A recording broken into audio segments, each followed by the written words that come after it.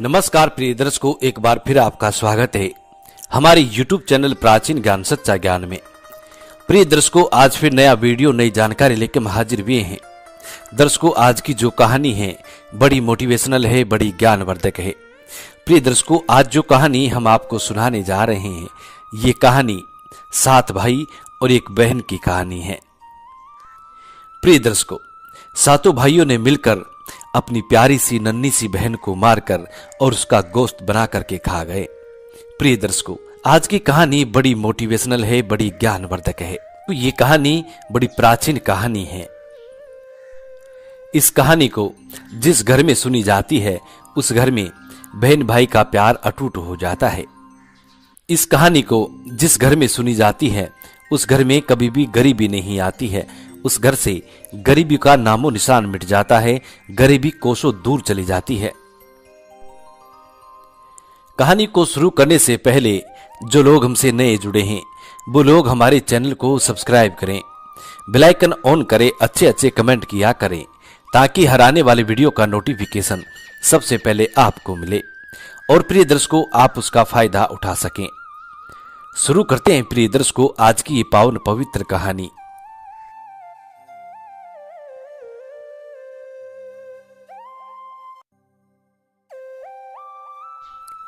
प्रिय दर्शकों, प्राचीन काल समय की बात। बहन सबसे छोटी थी और 7 भाई सबसे बड़े थे। सबसे छोटी छोटी और सबकी प्यारी, सबकी चहेती, सबकी लाडली बहन सबसे छोटी बहन थी। 7 भाई अपनी प्यारी बहन से बेइंतहा मोहब्बत किया करते थे, उसकी हर जरूरत का ख्याल रखा करते थे। धीरे धीरे वो लोग बड़े हो जाते हैं, बहन भी थोड़ी बड़ी हो जाती है।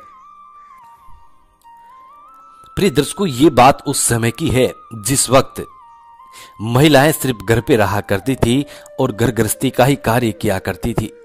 उस जमाने में महिलाओं को घर से बाहर जाने की तक इजाजत नहीं थी।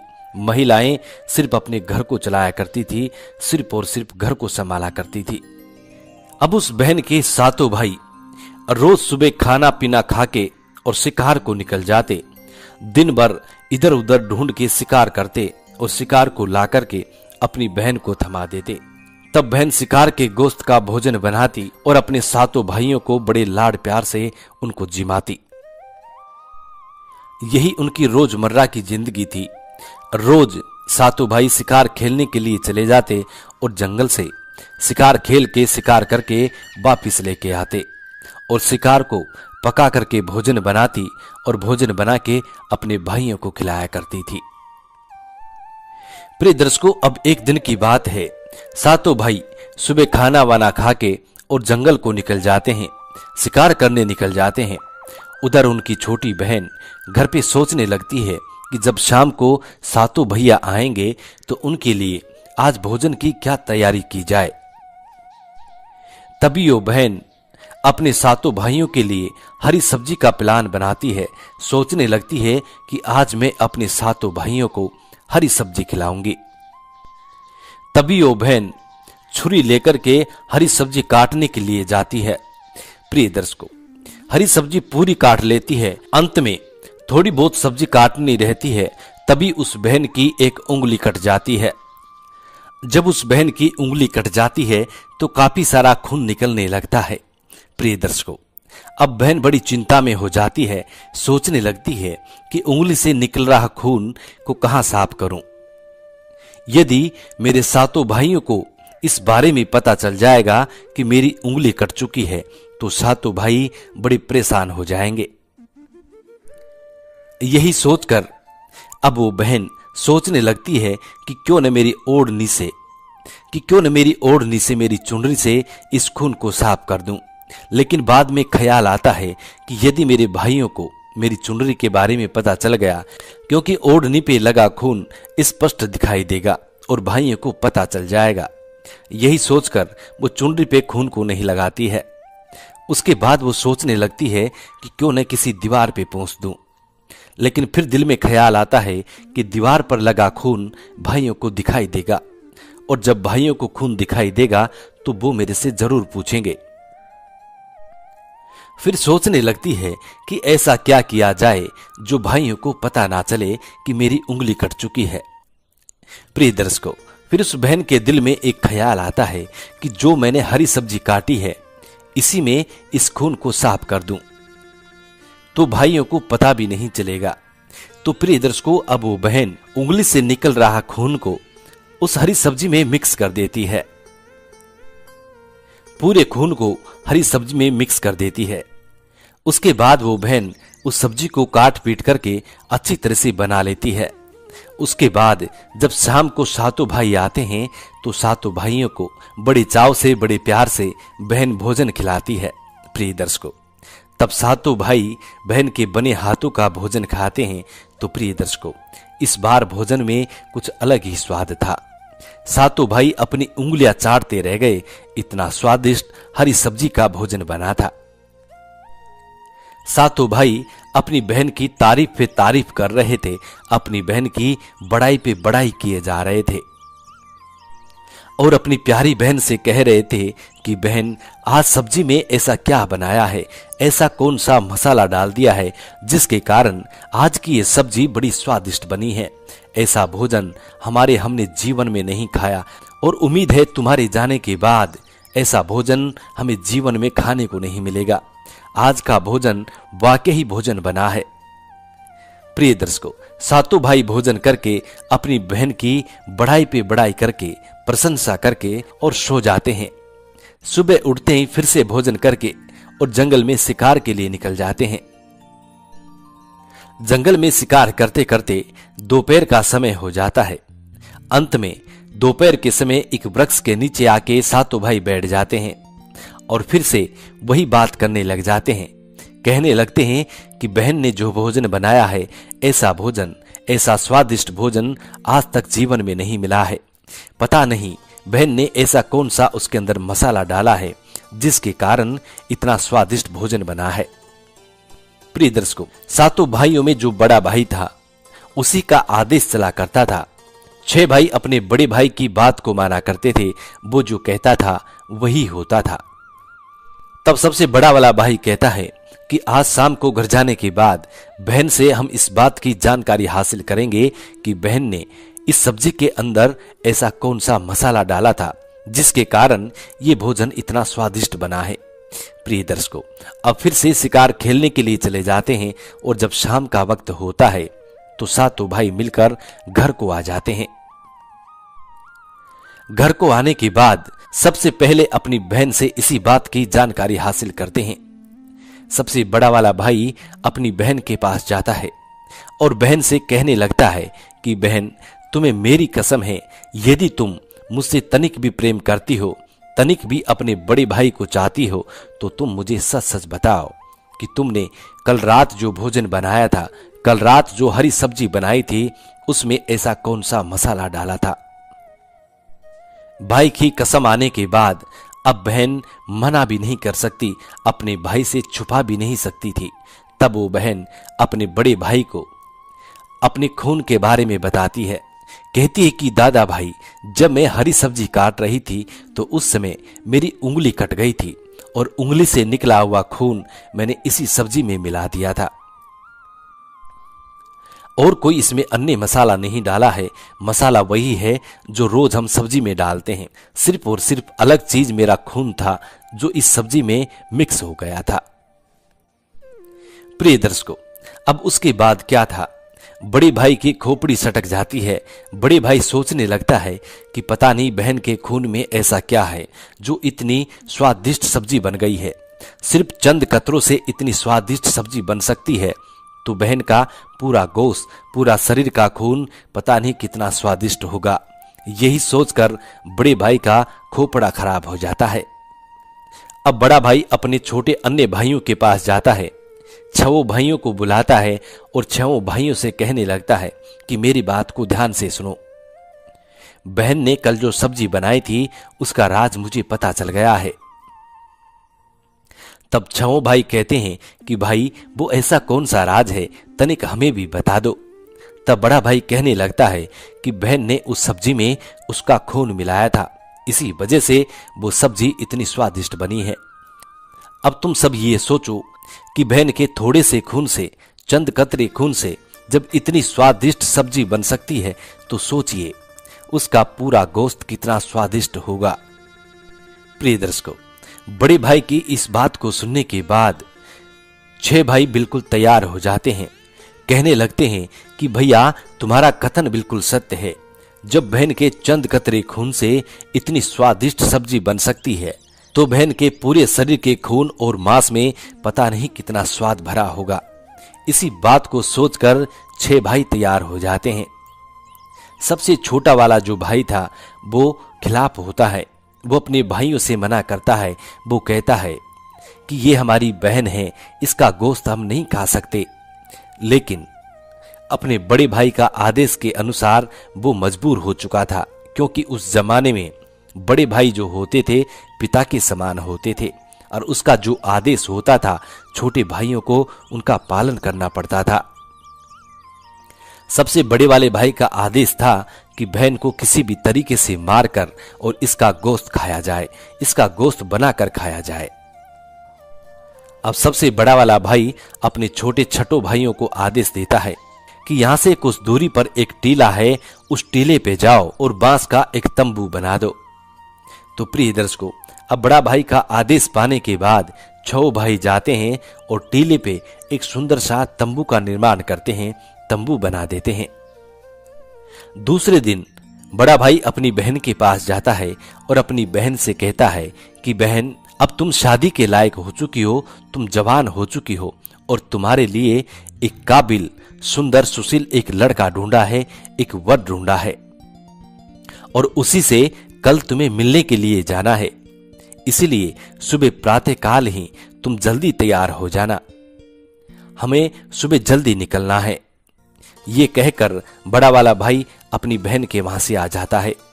अब बहन बड़ी प्रसन्न होती है, अपने भाई का धन्यवाद करती है। बहन की खुशी का ठिकाना नहीं था, क्योंकि बहन सोच रही थी कि मेरे बड़े भाई को मेरा कितना ख्याल है, जो मेरी शादी की चर्चा कर रहा है और अब मेरा कुछ ही दिनों में विवाह हो जाएगा, मेरी भी गृह गृहस्थी बस जाएगी। यही सोचकर बहन बड़ी प्रसन्न हो जाती है। उधर बड़े भाई ने संपूर्ण तैयारी कर ली थी कि बहन को तंबू पे ले जाकर उसको एक लकड़ से बांध दिया जाएगा और दूर खड़े होकर तीरों से बहन की हत्या कर दी जाएगी। उसके बाद इसका गोश्त को बना करके खाएंगे। बड़े भाई ने इस तरीके से पूरी रणनीति बना ली थी। प्रिय दर्शकों, जब दूसरे दिन का समय होता है तो बड़ा भाई फिर से अपनी बहन के पास जाता है और बहन से कहता है कि बहन तुरंत चलो। बहन तुरंत तैयार होती है और अपने 7 भाइयों के साथ साथ उस तंबू तक चले जाती है। आधे रास्ते में जाने के बाद बहन अपने भाई से पूछने लगती है कि भाई, कितनी दूरी पर है मेरा ससुराल। तब बड़ा भाई कहता है कि बहन, सामने टीले पे जो तंबू दिख रहा है वही तुम्हारा घर है, वही तुम्हारा ससुराल है। यहां पे तुम राज करोगी, यहां पे तुम रानी बन के रहोगी। तब बहन बड़ी प्रसन्न होती है। प्रिय दर्शकों, उसके बाद 7 भाई मिलकर अपनी प्यारी बहन को उस टीले पर तंबू तक ले जाते हैं। प्रिय दर्शकों, अब जैसे ही बहन तंबू के अंदर प्रवेश करती है, चारों तरफ देखती हैं तो अपने भाई से कहती है कि भाई, यहां पर कोई नहीं है। तब बड़ा भाई अपने 6 भाइयों को आदेश देता है, कहता है कि बहन को पकड़कर इस लकड़ के बांध दो। बड़े भाई का आदेश पाने के बाद 6 भाई मिलकर अपनी बहन को लकड़ से बांध देते हैं। प्रिय दर्शकों, इसमें सबसे छोटा वाला भाई था, वो हमेशा खिलाफ था, लेकिन अपने बड़े भाई के आदेश पर वो मजबूर था। उसके बाद 6 भाई मिलकर अपनी प्यारी बहन को लकड़ से बांध देते हैं और बड़ा भाई अपने 6 भाइयों को आदेश देता है, कहता है कि अब तीर कमान से अपनी बहन पर वार करो और इसका वध कर दो। बड़े भाई का इस आदेश को सुनकर 6 भाई तैयार हो जाते हैं, अपने अपने धनुष बाण पर तीर कमान को चढ़ा लेते हैं। बहन अपने 7 भाइयों के इस रूप को देखकर बड़ी दुखी हो जाती है और ऊपर वाले से दुआ करती है, कहती है कि हे परम पिता परमेश्वर, अब तू ही मेरा सहारा है। जिन भाइयों को मैं अपने प्राणों से भी ज्यादा चाहती थी, जिनके आधार पर मेरा संपूर्ण जीवन था, आज वही भाई मेरी जान के दुश्मन बन गए हैं। मुझे तो ये पता भी नहीं है कि ये लोग मुझे क्यों मारना चाहते हैं। हे ईश्वर, अब तू ही मेरा सहारा है। प्रिय दर्शकों, जब बहन अपने करुण भरे स्वभाव में परमपिता परमेश्वर को याद करती है तो ईश्वर का भी सिंहासन हिलने लगता है। तब बड़ा भाई अपने 6 भाइयों को आदेश देता है कि एक एक करके और बहन पे तीर चलाओ, इसका वध करो, जल्दी करो। प्रिय दर्शकों, तब 6 भाई मिलकर के एक एक करके तीर चलाते हैं। बहन अपने भाइयों से कहती है कि भाई सीधा निशाना मेरे सीने पे लगाओ और मेरा सीने को छलनी कर दो। मैं तुम्हारी कर्जदार हूं, मैंने तुम्हारा नमक खाया है, ये नमक मुझे अदा करना है। ऐसा निशाना लगाओ तीर कमान सीधे मेरे सीने में आके लगे। उसके बाद 6 भाई वारी वारी से तीर कमान चलाते हैं, लेकिन प्रिय दर्शकों, 6 भाइयों के तीर कमान इधर उधर निकल जाते हैं, लेकिन बहन के सीने पे नहीं लगते हैं। अंत में सबसे छोटा वाला भाई बचता है, जो बहन का वध करने के खिलाफ था। अपनी बहन को इस हालत में देखकर बड़ा दुखी था। वो अपनी बहन को किसी भी तरीके से बचाना चाहता था, लेकिन अपने बड़े भाइयों के आदेश पर वो मजबूर था। तब बड़ा भाई सबसे छोटे वाले को आदेश देता है, कहता है कि अब तुम्हारा नंबर है और तुम बहन पर तीर कमान चलाओ और इसका वध कर दो। इसका स्वादिष्ट भोजन बनाकर हमें जल्दी खाना है। और अपने छोटे भाई से बड़ा भाई कहता है कि यदि तुम्हारे तीर कमान से इस बहन का वध नहीं हुआ तो मैं तुम्हारा वध कर दूंगा, मैं तुम्हें जिंदा नहीं छोड़ूंगा। प्रिय दर्शकों, बड़े भाई के इस आदेश को सुनने के बाद अब वो बहन बड़ी चिंता में हो जाती है। सोचने लगती है कि यदि मेरे छोटे भाई के हाथों मेरी मृत्यु नहीं हुई तो ये मेरे भाई को मार देगा। यही सोचकर वो फिर से ऊपर वाले से दुआ करती है, कहती है कि हे परम पिता परमेश्वर, मेरे भाई की रक्षा करो। ये 6 भाई मिलकर मेरे प्यारे भाई, मेरे छोटे भाई को मार देंगे, इसीलिए मैं चाहती हूं कि मेरे छोटे भाई का तीर कमान सीधा मेरे सीने में आके लगे। प्रिय दर्शकों, तब सबसे छोटा भाई अपने धनुष पे तीर को चढ़ाता है और अपनी बहन को लक्ष्य भेद करता है। जब तीर कमान चलाता है तो प्रिय दर्शकों, सीधा बहन के सीने में जाके लगता है और बहन के प्राण पखेरु निकल जाते हैं, बहन खत्म हो जाती है। उसके बाद बहन को लकड़ से खोला जाता है और उसकी बोटी बोटी काट लेते हैं। बोटी बोटी काटने के बाद बड़ा भाई 6 भाइयों को आदेश देता है कि जंगल से जाओ, कुछ लकड़ियां और कुछ मसाले तोड़ के लाओ, तुरंत बहन का गोश्त बनाना है। पता नहीं कितना आनंद आएगा खाने में, न जाने कितना स्वादिष्ट बनेगा। इस तरह का आदेश बड़ा भाई अपने छोटे भाइयों को देता है। अपने बड़े भाई का आदेश पाने के बाद 6 छोटे भाई जंगल को चले जाते हैं और लकड़ियां ढूंढते हैं, कुछ लकड़ियां इकट्ठी करते हैं। प्रिय दर्शकों, सबसे छोटा वाला जो भाई था वो कभी नहीं चाहता था कि अपनी बहन के गोश्त को वो खाए, इसलिए जब वो जंगल में जाता है तो उसी के पास में एक छोटी सी झील थी।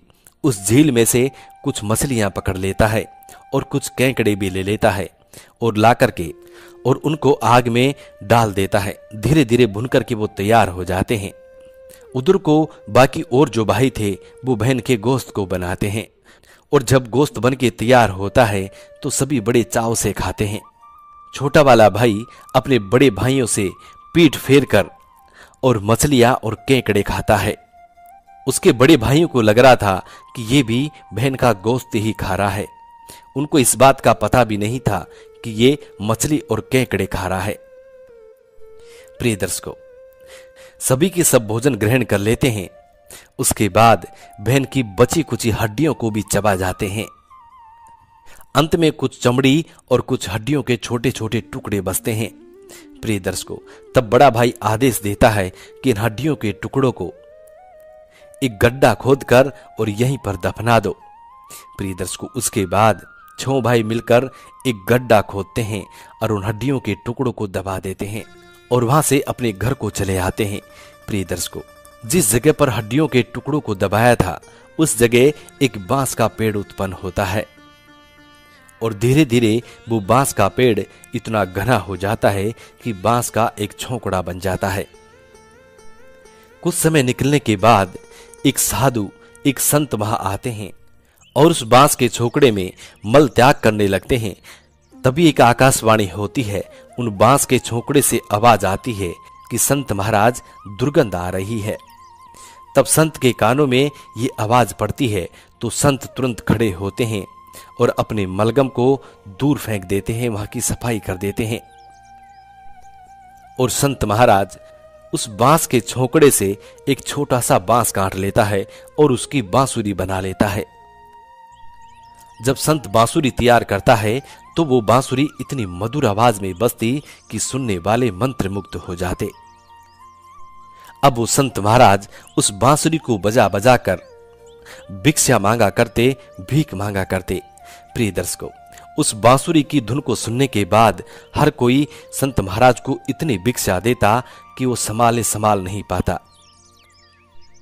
एक दिन वो संत महाराज भिक्षा मांगने के लिए उसी गांव में आ जाता है जिस गांव में उस बहन के भाई रहा करते थे।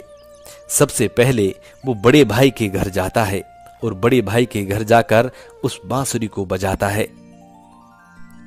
तब उस बांसुरी में से आवाज आती है, बांसुरी कहती है कि मत बजावे संत महाराज, ये मेरा सबसे बड़ा दुश्मन है, ये बांसुरी नहीं बजेगी, ये सबसे बड़ा दुश्मन है। इस घर नहीं बाजू रे संत जी, ये सबसे बड़ा दुश्मन है, यही सबसे बड़ा दुश्मन है। इस तरीके की आवाज उस बांसुरी से आती। तब उस बड़े वाले भाई के कानों में इस बांसुरी की आवाज जाती है तो वो समझ जाता है। उसके कानों में, उसके दिलो दिमाग में वो चीज याद आ जाती है कि हो सकता है इस संत महाराज की जो बांसुरी बोल रही है ये वही घटना सुना रही है जो हमने हमारी बहन के साथ किया था। प्रिय दर्शकों, तब वो बड़ा भाई अपनी घरवाली से कहता है, अपनी पत्नी से कहता है कि संत को जो भी भिक्षा लेना चाहता है भिक्षा दे करके तुरंत भगाओ यहां से। तब उसकी पत्नी उस संत को भिक्षा दे देती है और संत महाराज अब सबसे छोटे वाले के घर पे चले जाते हैं। सबसे छोटे वाले भाई के घर जाकर और उसके आंगन में उस बांसुरी को बजाते हैं। तब वो बांसुरी बड़ी मधुर आवाज में बजती है और वो बांसुरी कहती है कि यही है मेरा बीरा का घर, यहीं बजूंगी जो गया, जितना बजा सके बजा। यही है मेरा भाई का घर, यहीं बजूंगी जो गया, जितना बजा सके तू बजा। जब इस बांसुरी की आवाज को वो सबसे छोटा वाला भाई सुनता है तो वो समझ जाता है, क्योंकि आवाज भी रूबरू उसकी बहन की जैसी थी। प्रिय दर्शकों, तब वो भाई समझ जाता है कि जरूर ये बांसुरी मुझसे कुछ कहना चाहती है। तब वो छोटा वाला भाई साधु के पास आता है, संत के पास आता है और उससे कहता है कि महाराज ये बांसुरी कहां से लेके आए हो। तब वो संत उससे कहता है कि फला फला जगह पर काफी सारे बांस खड़े हैं, उन्हीं बांस में से एक बांस काट कर मैंने ये बांसुरी बनाई है। प्रिय दर्शकों, तब वो कहता है कि संत महाराज ये बांसुरी आप मुझे दे दो, आप दूसरी बना लेना। उसकी काफी विनती करने के बाद वो संत उस बहन के सबसे छोटे भाई को वो बांसुरी दे देता है। प्रिय दर्शकों, अब वो भाई ले जाकर अपनी बहन से बनी बांसुरी को एक पूजा के स्थान पर सुरक्षित रख देता है। वो सबसे छोटा वाला भाई कुंवारा था। प्रिय दर्शकों, उसके घर में काम करने वाला भी कोई नहीं था। अब जैसे वो दिन को इधर उधर काम करने के लिए जाता तो प्रिय दर्शकों, अब बहन उस बांसुरी में से निकलती और बांसुरी से निकलकर अपने भाई का सारे काम को कर देती, खाना बना देती, कपड़े धो देती, घर में झाड़ू पोंछा कर देती। जब भाई शाम को आता तो सब कुछ तैयार मिलता। तब भाई चौंक जाता, सोचने लगता कि मेरे घर के अंदर ये काम कौन करके जाता है। तब वो एक दिन अपनी भाभियों से पूछने लग जाता है, कहता है कि भाभी मेरे घर में काम कौन करता है। क्या तुम करने आती हो? तब बड़ी वाली मना कर देती है कि मुझसे मेरे घर का ही काम नहीं होता है, मैं तुम्हारे घर में काम करने क्यों आऊंगी। उसके बाद छोटी से पूछता है तो वो भी यही कहती है। उसके बाद उससे छोटी से पूछता है तो वो भी ऐसा ही जवाब देती है। छहों भाभियां मना कर देती है, कहती हैं कि हमसे हमारा घर का काम नहीं होता है, जो हम तुम्हारे घर का काम करने आएंगे। तब वो सोचने लगता है कि मेरे घर में ऐसा कौन आता है जो मेरा संपूर्ण काम करके चला जाता है। प्रिय दर्शकों, अब दूसरे दिन वो सोचने लगता है कि मैं तलाशी करूंगा कि मेरे घर में काम करने कौन आता है। प्रिय दर्शकों, दूसरे दिन का जब समय होता है, वो चुपके से अपने घर के एक कोने में बैठ जाता है। जब समय होता है तो वो देखता है कि उसकी बहन बांसुरी से निकलती है और बांसुरी से निकलकर अपने भाई का सारा काम कर देती है। फटाफट से खाना बना देती है, फटाफट से घर में झाड़ू पोंछा कर देती है, भाई के मैले कुचले कपड़े धो देती है, घर की साफ सफाई करके और फिर से उसी बांसुरी में समाहित हो जाती है। ये देखकर भाई बड़ा चौंक जाता है और अपनी बहन को भी पहचान लेता है कि ये तो मेरी लाडो बहन है। अब वो भाई उसी संत के पास जाता है जिस संत से वो बांसुरी ली थी। उससे कहता है कि महाराज, मेरा मार्गदर्शन करो। ये सारी घटना उसको सुनाता है। तब वो संत कहता है कि जब तुम्हारी बहन उस बांसुरी से निकलकर तुम्हारा घर का काम करने लगे, तब उस बांसुरी को जला देना, तुम्हारी बहन तुमको मिल जाएगी। अब दूसरे दिन वो भाई वैसा ही करता है। जब उस बांसुरी से बहन निकलकर अपने भाई का काम करने लगती है, उस समय उस बांसुरी को उठाकर वो जला देता है।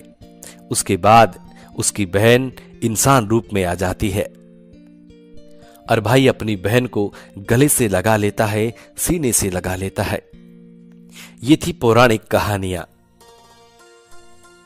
उसके बाद वो भाई रातों रात अपनी बहन को लेकर अन्य जगह पर चले जाता है और अपनी बहन का अच्छे से लालन पालन करता है, अपनी बहन का विवाह करता है, उसका घर बसा देता है। प्रिय दर्शकों, इस दुनिया में पुराने काल में ऐसे ऐसे भी लोग थे जो अपनी बहन को ही मार कर खा गए थे। दर्शकों, ये कहानी यहाँ समाप्त होती है। हम उम्मीद करते हैं कि आज की पौराणिक कहानी आप लोगों को बेहद पसंद आई होगी और इस कहानी से आप ढेर सारे लाभ उठाएंगे। मिलते हैं प्रिय दर्शकों आने वाले नेक्स्ट वीडियो में। तब तक अपना ख्याल रखें। जी नमस्कार, धन्यवाद।